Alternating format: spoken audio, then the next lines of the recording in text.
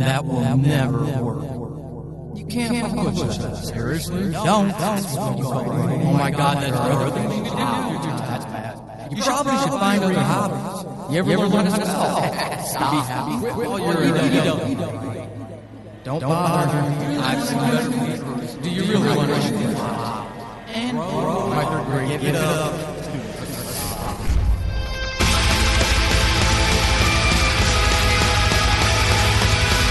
Welcome to Horrible Writing, the rawest, most candid, in-your-face writing show on the interwebs because none of us have time to suck. Let's do this.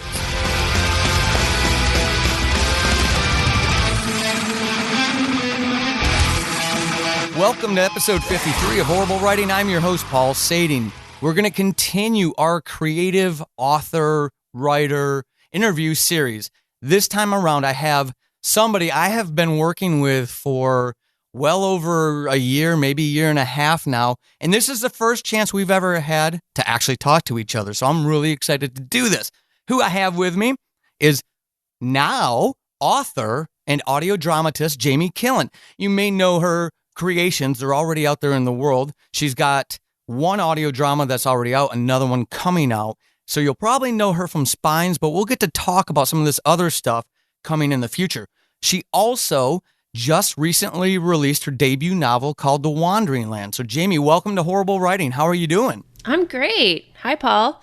It is really nice to finally talk to you face to face after like a year and a half. It's ridiculous. But, you know, we're all guilty of this. When I did the interview with Thoreau, so those of you who haven't seen that yet, I don't remember exactly which episode he was on, but he came on and he's also someone in the network that Jamie and I belong to. And it was the first chance I got to talk to him, too. And it was the same thing. Yeah. You kind of feel guilty about it. But I'm really excited to get a chance to finally talk to you. You have been, you are one of the founding members of the Fate Crafters Network. And I've been a fan of yours since I was introduced to Spines. I don't even know how I tripped across it. But I do remember the first time I listened to an episode. I was driving through an underground portion of Seattle on a rainy day. So the mood really went well with what I was listening to. And I immediately fell in love with it. And I've really enjoyed our time working together in audio drama. So I'm really, I'm excited to hear what you have to say about this topic today because you have a really broad, unique imagination and you're able to weave weird stories with dark themes that they kind of tease horror elements, but they don't really reach fully into that. So you've got a great voice. You really do. So I'm excited to see what you have to say about this stuff. You and I did some talking and trying to figure out what kind of theme that you would be comfortable talking about in order to help other creatives maybe find their voice or get comfortable with finding their voice. And I thought you came up with a great one. You were talking about things that frighten you. So that's a tough one. Why did you decide to go with that? Well, I mean, I guess because, I don't know, I feel like horror is, you know, the things that scare you are so individual. You know, like everybody has that one movie or that one book that freaks them out and everyone else is like, that's really not that scary. So I think it's interesting to think about how, you know, horror is this really specific, you know, every person has their thing they're scared of. But then on the other hand, there are these things that are really consistent for everyone that everybody is frightened by. Mm-hmm. Yeah, definitely. So what is it, or why is it important then for us to explore that type of stuff as creatives? I mean, you're free to kind of give me your theory on, you know, people in general, or maybe if you want to kind of share a little bit about yourself, why is it important to go and explore these elements? Well, I mean, I think it's sort of, for obvious reasons, it's important for horror writers to think about, you know, why is this thing scary? You know, if I'm trying to scare people, is this working? Is this actually scary? Or is this just my own kind of personal thing that isn't actually going to be scary to anyone else? But I think it's not just important for horror writers. I think it's also important for creatives in general to sort of think about okay, what's driving me? Am I avoiding topics I'm scared of? Am I avoiding topics I think my audience is going to be uncomfortable with? I think it's sort of important to kind of dig down into, what we're trying to do when we write. And I think sometimes that's kind of trying to exercise demons, or it's trying to confront things that scare you. But I think either way, you should kind of know why you're doing what you're doing and what you're reacting to. And that's a great point. Every genre has themes or central tenets that the creator tries to use to create that connection with the fan, so the fan can be immersed in that story. And like you were just saying, I feel horror can be a unique challenge. A romance novel is going to have that central tenet of love and that relationship with that other person, and we can all relate to that. Whereas, like you just said, for horror, what may be frightening, scary to one person is, almost laughable to another. I think of things like clowns. There are so many people who are they cannot look at clowns. You can go to a festival, a fair, and there will be adults that'll physically avoid getting close to clowns because they're so creepy. One of my favorite stories is, It by Stephen King. And it's funny because the clown doesn't do anything for me. Pennywise doesn't do anything for me. But like you're saying, to have these, I guess that's what I'm trying to understand from you, or what kind of thought processes you go through then when you, in that context where one thing that frightens person A is comical to person B, and as a creative, how that impacts you when you're trying to weave a story around something like that. Do you find yourself second guessing the elements that because if you don't pull that off, that scary thing, if that doesn't resonate with the listener, they may never get themselves immersed in your story? Or do you not even go there with it, and you just, whatever theme you're chasing, whatever scary elements and central tenets you're trying to leverage, do you just go with that, and whoever it resonates with, you're happy with that? Or do you try to paint with a broader brush? Well, I think for me, I tend to kind of underestimate, from my perspective, how scary something's going to be, because I've had a couple of stories that I thought were sort of like dark fantasy. I didn't think of them as horror stories, and then later people told me they were terrified by them. So I feel like it's sort of like trying to tickle yourself. Like, you can't really. I think it's, as you're writing it, I'm not necessarily scaring myself. So my approach is more that if I'm trying to write something scary, if I'm trying to write a horror story, obviously I'm trying to be scary, but I think what's important is to make the story work even if you're not succeeding in scaring someone. So making sure the characters work, making sure that people who are not necessarily scared by that specific thing you're getting into are still going to get something out of it. That it's not just, boo, there's the scary thing and there's no character development, there's no the setting isn't important. So basically try to write a good story, and then even if the scariness factor isn't quite working the way you wanted it to, there's still something there. No, that's an excellent point. So let's explore that a little bit more with you. That's kind of what we do in these horrible writer interview series, is when I have a guest on, they know well in advance that we're gonna explore and share some of their life. So let's do that with you, Jamie. What is it, or what are some of the things that you're comfortable sharing that actually frighten you? Okay, so this is a childhood thing. So my parents are both really, really big readers, and they were very determined that I was gonna, my sister and I were gonna grow up to be very, literate people, and we were going to be good readers and all this. And my dad was especially committed to making sure that we had a really strong foundation in the sci-fi and fantasy classics. And so my dad's way of doing this was reading collections of Hugo and Nebula award-winning short stories as bedtime stories from an extremely early age. And that worked out really well in a lot of ways. So, I read Enemy Mine and all these classic sci-fi short stories when I was a really little kid. But he also didn't pre-screen these stories in advance. And one of the stories in one of these collections was Harlan Ellison's I Have No Mouth and I Must Scream. And my dad read me that story when I was 7. And for people who haven't read this story, it's essentially about it's this kind of Matrix sort of scenario where this AI has taken over the world and is this kind of all-powerful thing that can shape reality, but it's also essentially a giant spoiled child that just treats the human characters as its playthings. And spoiler alert, the story ends with the main character being transformed into this blobby, boneless creature that can't even die.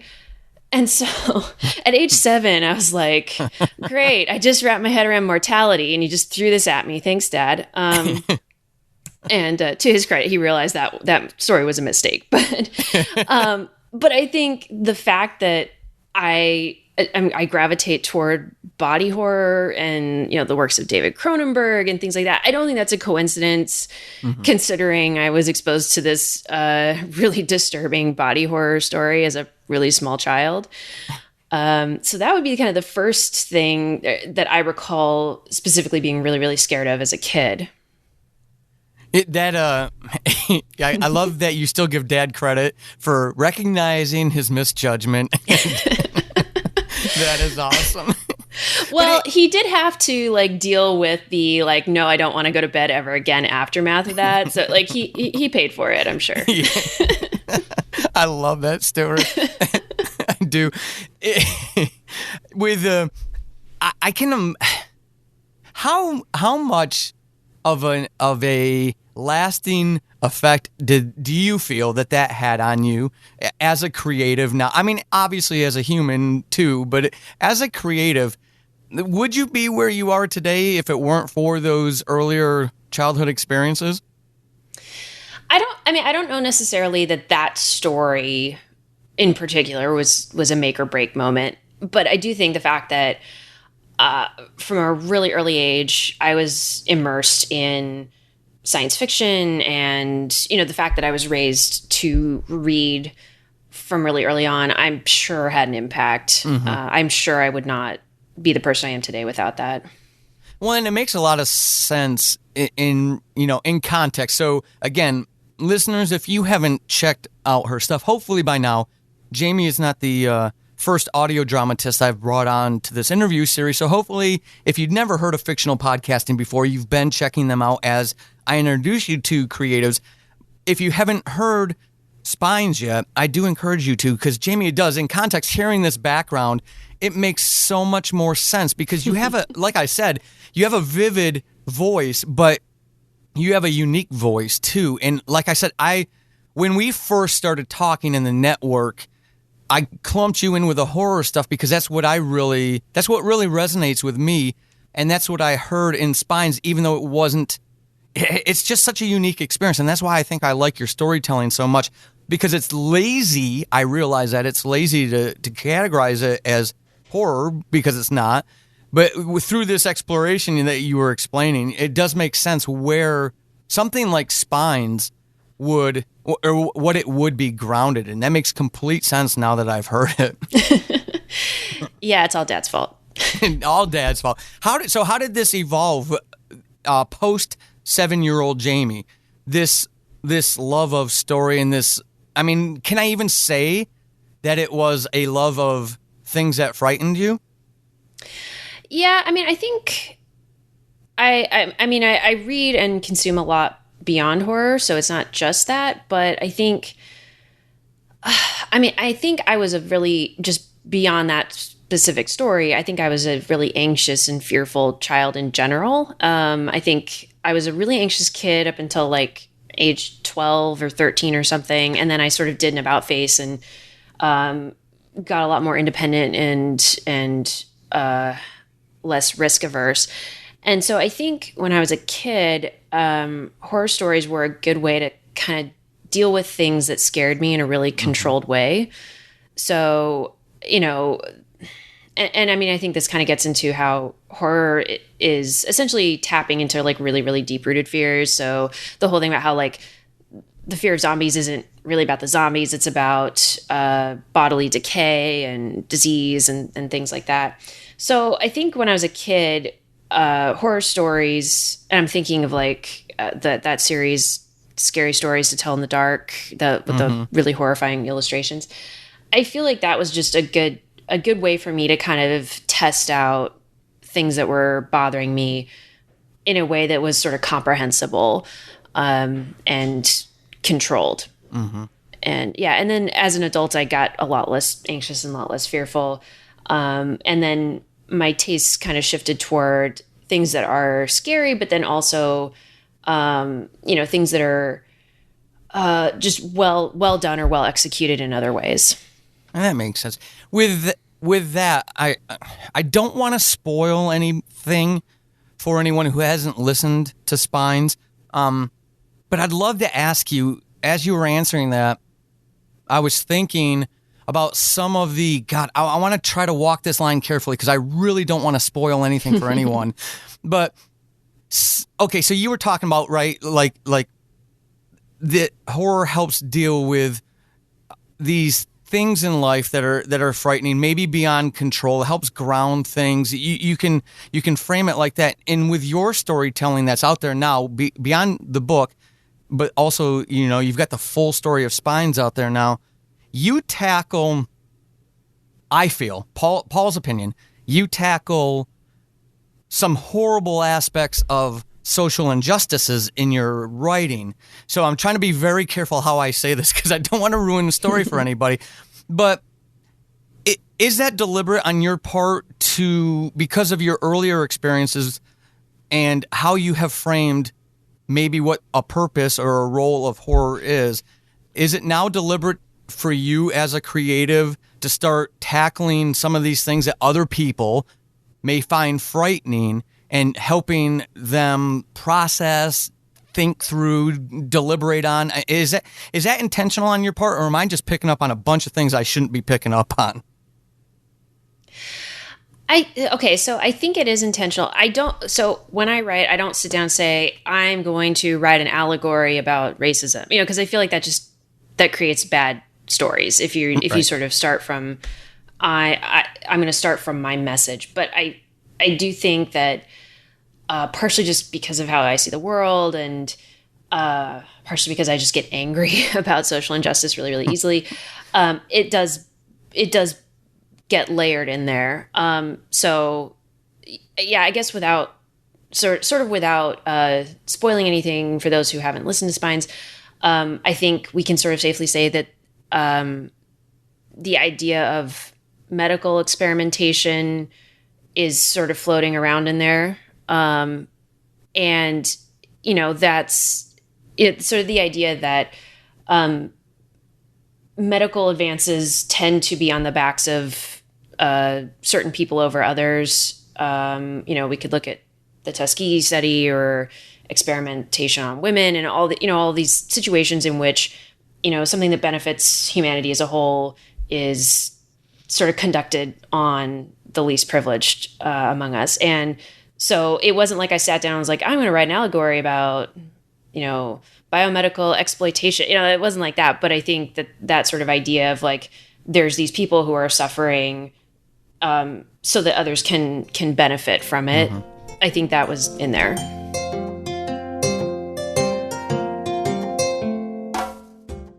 I wanted to take a second out of this absolutely moving interview to let you know that my newest book is now out on Amazon for pre-order. You can pick up the horror anthology, 12 Deaths of Christmas, today for pre-order. It's coming out on Thanksgiving of 2018. 12 wicked tales of horror, pretty much for any fan of Clive Barker's Books of Blood back in the day. Upscale stores in the middle of New York City that offers its customers more than they bargained for. Prodigal sons returning home for aunts' funerals, only to discover that an ancient entity awaits them. What about a town sheltering against the first snow and the evil it brings, or a mad king, a hired assassin, a world in the balance, and an eternal force manipulating all of them. This and much, much, much more wickedness in my new horror anthology, just in time for the holidays, called 12 Deaths of Christmas, that you can pick up on Amazon now. Let's get back to the interview.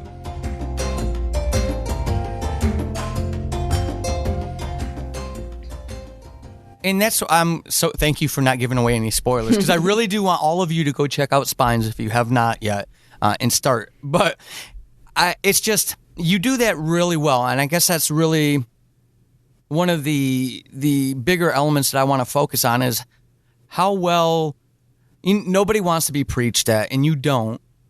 But it's still evident. There are themes that you can pick up on if you're paying attention to the story. And as it relates to things that frighten you, I thought that was really, I don't know, it was just something that's popped in the front of my mind as you were answering the previous question. I thought, I've got to ask her about that, because I could see where there would be utility in that. There are things that I explore that are not so subtle, but it's very cathartic for me to do that through horror. Do you feel, has that kind of served that same purpose for you? Yeah, I think so. I mean, I think that, I think ultimately the things that scare me and make me the most angry are things people do. I'm not necessarily frightened of supernatural things. Mm-hmm. Like, ghosts are not on the top of my list of things that scare me. I'm much more frightened of real things that have happened and are happening. And so I think if you can sort of take your anxiety about the direction society's moving, or your anxiety about, the treatment of certain groups of people, and you can put that in this kind of supernatural framework, mm-hmm. It's a little bit easier to deal with. And so you can sort of confront it, not avoid the problem, but then you can also deal with it in a way that isn't just deeply depressing. That I laugh because I totally identify with that statement.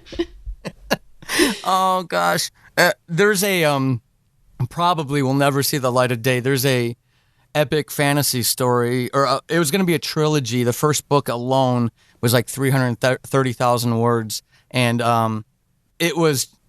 Now that I think back on it and asking you that question, it was nothing but a catharsis for me, because it was just all about using that platform to just rant and rave, essentially. So I don't think it'll ever see the light of day because of that. It was good for me on a personal level, but that's about the extent of it. I mean, I think that's valuable, though, even if it's not publishable at the end of the day. I've written some stuff that was just like, all right, this is just me puking up all my anxieties onto the page, and I can put it away now. Yeah, no, I absolutely agree with you. I think it's for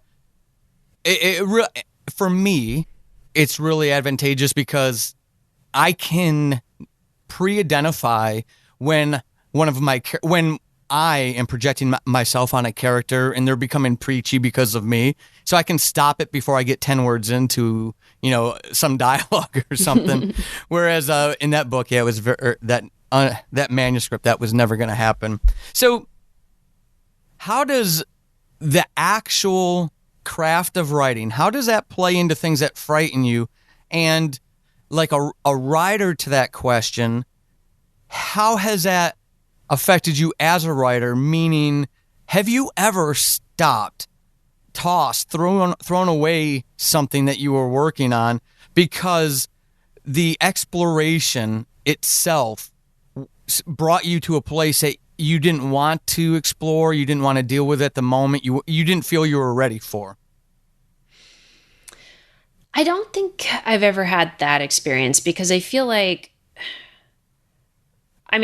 for me, my mind tends to go to disturbing. I tend to be anxious about, I tend to play out worst case scenarios in my mind, so I'll just decide like, okay, today I'm going to just be anxious about what could possibly go horribly, horribly wrong with, I don't know, the North Korea summit or something. And, and then my mind will kind of spin off into all the worst case scenarios. And I feel like writing is actually, I'm much healthier in how I do that. So with my writing, I for whatever reason don't spin off into really awful scenarios that I don't want to deal with. So writing's more like, okay, I'm being anxious. My mind is going places I don't want to go. I'm going to sit down and write, and it's going to calm me, and it's going to take the edge off of that. So I don't think I really, for me, writing, I don't think ever adds to the problem. It's more of a way of dealing with the problem. Okay. And what have you, I shouldn't, well, I want to keep it open-ended question, but what have you discovered about yourself through, it doesn't have to be something that was published, just, something that's sitting on a hard drive somewhere, but through that exploration of the things going all the way back to the 7-year-old with those wonderful bedtime stories, what kind of things have you discovered about, or do you feel that you've discovered about yourself through that exploration, through the writing, through exploring the things that frighten you? Well, like I said, I think people scare me more than any supernatural thing possibly could. I think so. I mean, this relates a bit to the, when we discussed the stories that I could talk about or stories that have scared me before. I think one thing that really frightens me, and one thing I didn't really understood frightened me until I'd read a lot of horror stories and had written some, is the idea of mental illness or sort of losing control of your own mind. So like I'm not afraid of mental illness in other people. It's more that, I have this fear of, if I were to start to lose my mind. And the story that really kind of made me kind of aware of that about myself was the Poe story, Bernice, which is the story about a guy who falls in love with this woman and marries her, and she becomes sick. She has some kind of chronic wasting illness. And the only thing about her that stays the same is her teeth, her beautiful teeth. And he becomes really obsessed with them. And so the scary thing in the story isn't like her illness or her changes she's going through. The scary thing in the story is this guy losing his mind and fixating on this really odd specific feature. So I think, because that's not something that I think as a kid that you really, like, kids know that they're scared of violence maybe, or kids know that they're scared of clowns even, but I don't think as a kid you necessarily consciously understand that fear of like, what if something happens and I am not me anymore, or I don't have control of my mind anymore.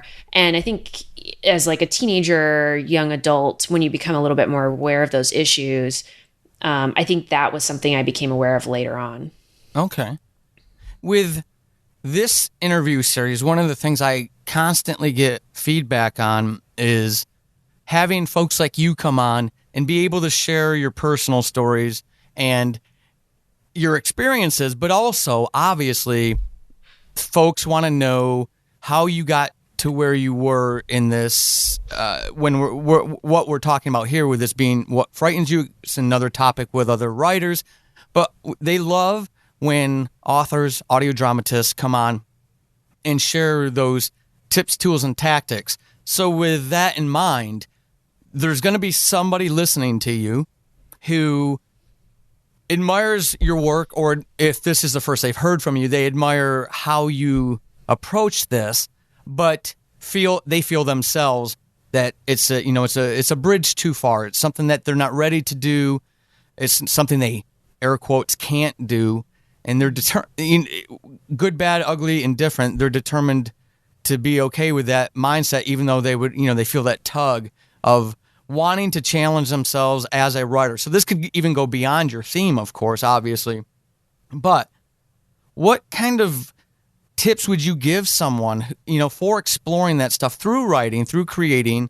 What kind of tips, what kind of advice would you offer to them to explore those things, man-made, human, or supernatural or otherwise, that, that they fear, and help them get through that, that stagnation and that may be a poor word choice there, but that, the inability to explore those things that frighten them. Do you have any advice, anything you've lived through yourself, anything you've tried yourself that might be helpful to someone else?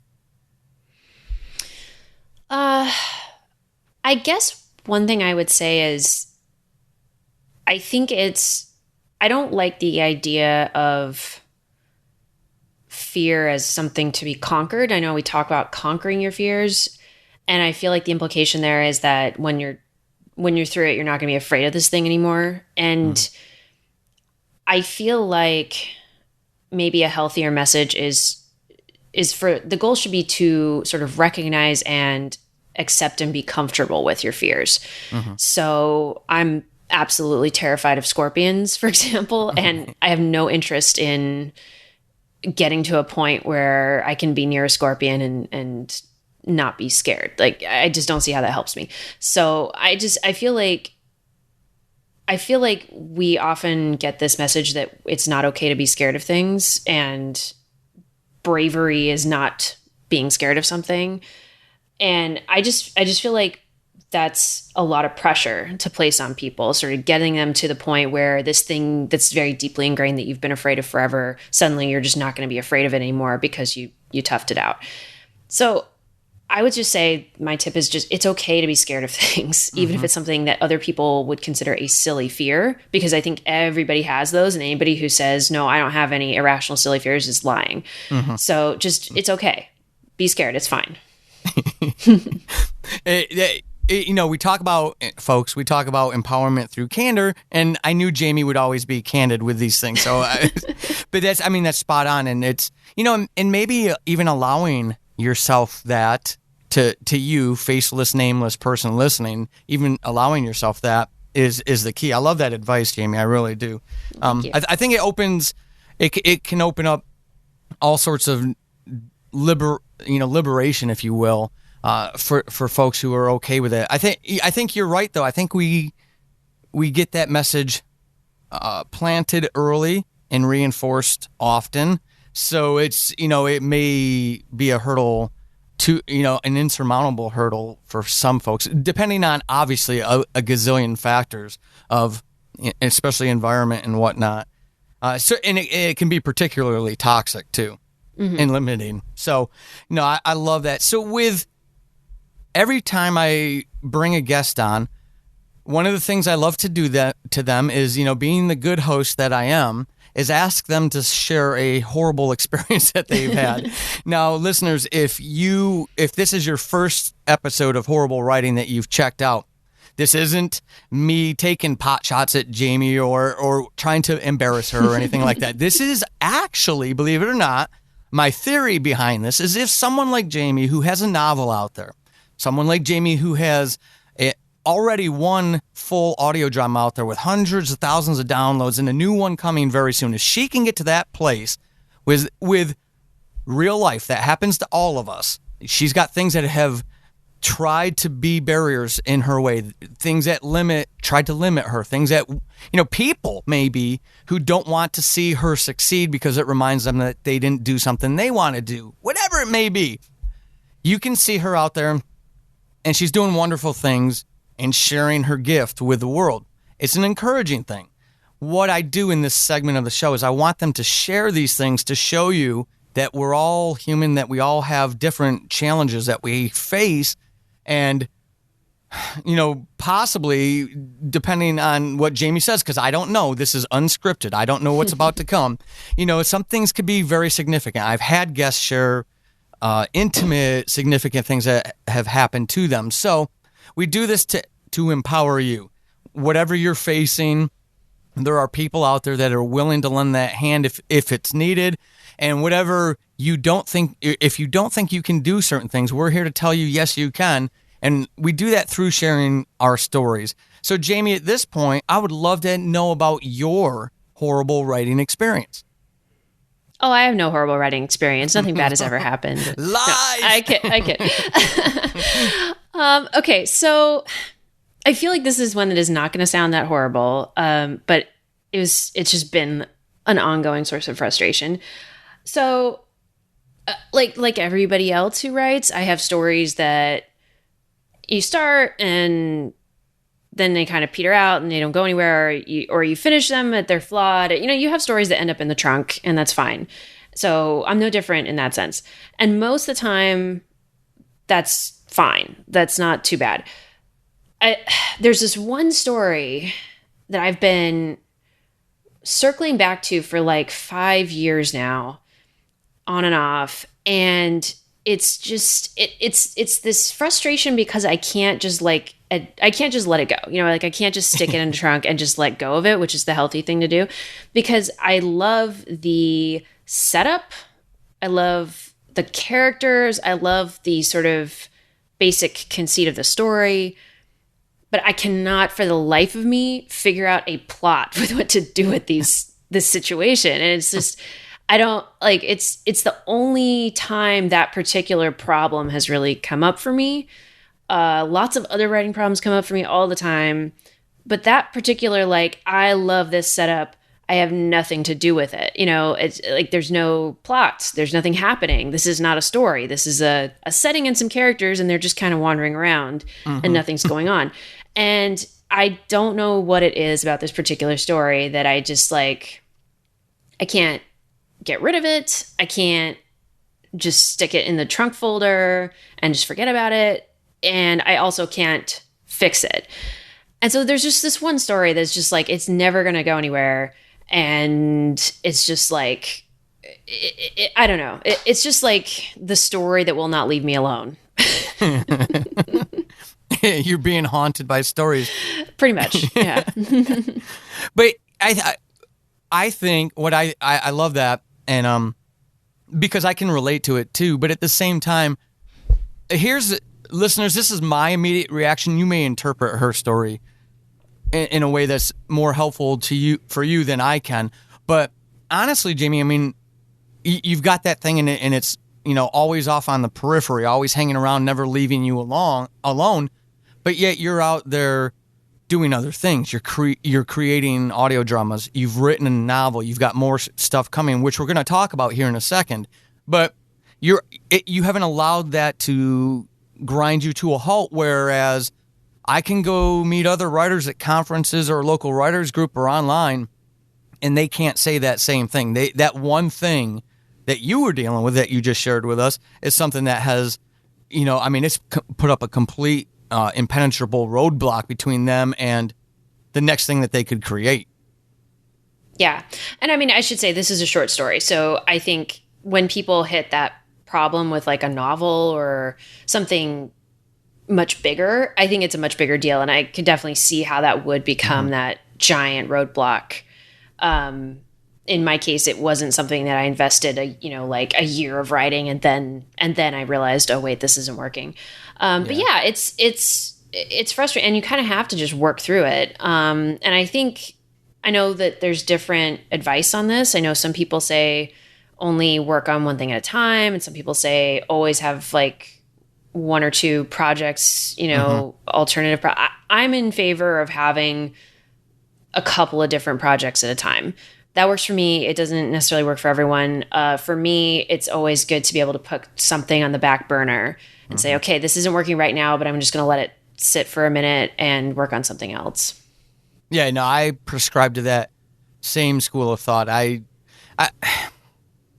not in someone else's mind, but I'm along the same lines as you to have that. It's not even a fallback for me. It's something for me. I don't know, Jamie, if it's the same for you, but for me, those things that are the secondary and tertiary stories waiting to be written, those call to me so strongly that I'm excited to finish the current work so that I can get to those. And it's a perpetual thing. There's always 2 or 3 stories that are in the queue to come. Whereas I think it would cause a mental roadblock for me to only have that one thing and focus only on that one thing. But hey, if it works for folks, that's great. Yeah, absolutely. Whatever works for you. So let's talk about works while we're on that topic. Nice little segue setup right there. Let's, whatever you're comfortable sharing. I mean, I would obviously love to be able to introduce folks to Spines if you want to talk about it. It's, again, folks, now is a wonderful time to fall into it because you've got the whole shebang, the whole story right at your fingertips as we speak, but you've got a ton of things coming. So I'd love to be able to hear from you some of the works that you would like to highlight, and then some of the future plans and things that we can kind of expect from you. Well, the thing so Spines is completed. And that was bittersweet because I loved working on it. But it felt like I'd sort of had this ending planned, and it felt like, okay, you can either pad it out for another season, kind of knowing where it's going to go, or you can finish it when it's supposed to finish. So, so Spines is done. And then the second audio drama that I'm working on is The Six Disappearances of Ella McCrae. So that one, I don't know yet when we're looking at for release date, because the sound design part of it is pretty complicated. And John McClane from Dog and Pony Studios, who you've worked with, I know quite a bit, he is working on that now. It has all been recorded, or there's like one person's lines like at the very end left at this point. But basically, the whole first season is recorded. And all but 2 episodes at this point have been like through their first round of edits. So really we're kind of in sound design phase at that point. So it's slow going, but it's moving along. And so I'm hoping to have a little bit better sense of when that first season will be coming out pretty soon here. So that's been sort of taking up the most time. And then my novel came out about a month ago. So that's The Wandering Land, and available now on Amazon. So yeah, that one is something I'm excited about, but is also, when you write a novel and then you submit it to presses and stuff, it's a long time between when you finish it and then when you edit. And so it feels like it was done a long time ago. And so it's a little weird that it's like, oh, now it's published. And so it's like, it feels a little strange to sort of return to something that in my head was sort of checked off and done. But I guess that's just how that process works. So it's doing a blog tour now for that. So we're getting some reviews in, and I'm getting some positive feedback on it. And so I'm happy about that. And then I'm also, and this is not something I've actually brought up with the network yet, so this is the first time I'll have been talking about it. I actually started working on another audio drama, which I started working on because, and I'm going to bring this to the whole Fate Crafters crew pretty soon, because there is this downtime between like me editing an episode and passing it along to John for sound design. And so I started working on something that I was initially not going to do much with all that soon. But then the writing just came super easy on it. And it's a fairly small cast. It's gonna be a cast of like 3 people.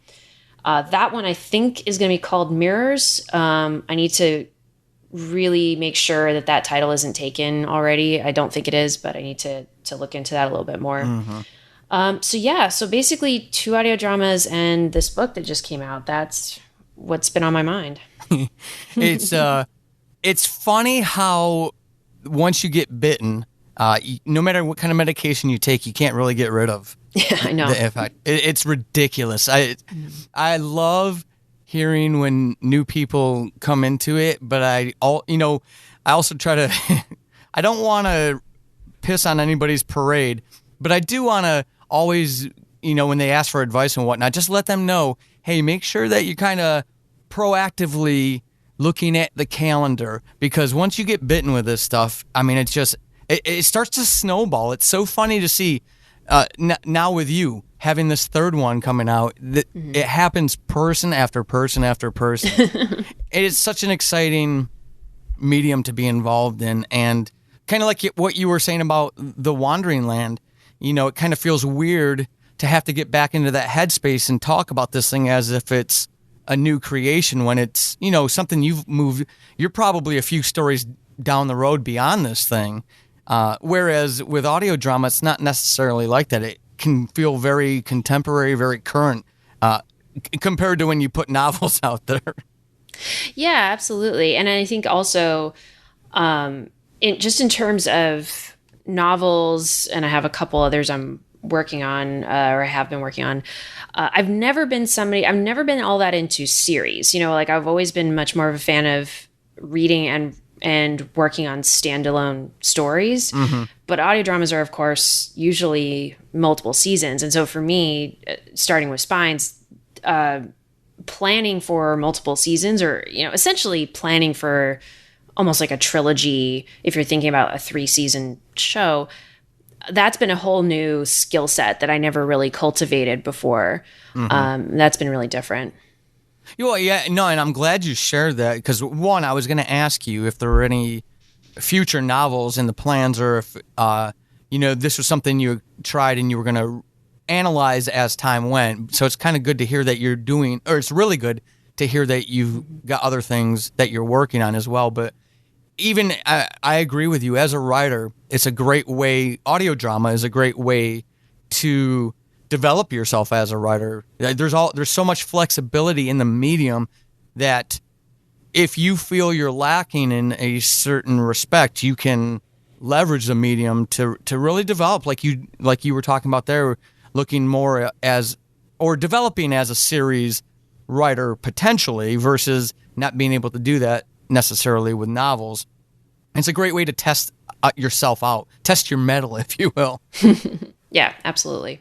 Well, that's good. I'm glad to hear that. And folks, again, with these with Jamie's style, I think you're going to really love that unique voice. So again, I want to encourage you to check that out. I will put the links to Spines and the novel in the show notes. But Jamie, now that people have heard from you and they, might want to be able to reach out to you and follow along with you, where can they find you on the internet? So my blog is jamieskillen.wordpress.com. I do not put stuff on that blog nearly as often as I would like to, or as often as I should. I'm really bad about that. I need to commit to updating that blog more often. And then as you are aware, I don't really do much on Facebook, especially these days with recent developments. But on Twitter, it's at Jamie S. Killen.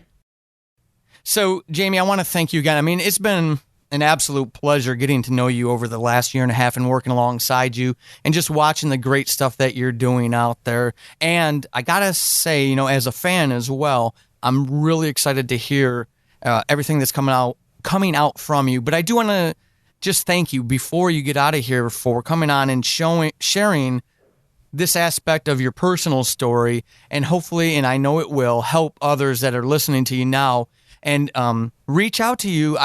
Folks, Jamie's very approachable, so don't be shy. But I want to thank you for your time and sharing all this part of your story with everyone. Thank you for having me. This was great. This has been Horrible Writing, and hopefully after this episode, you suck less than you did at the beginning.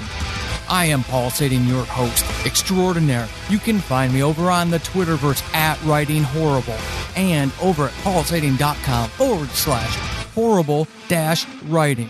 Until next time, suck less.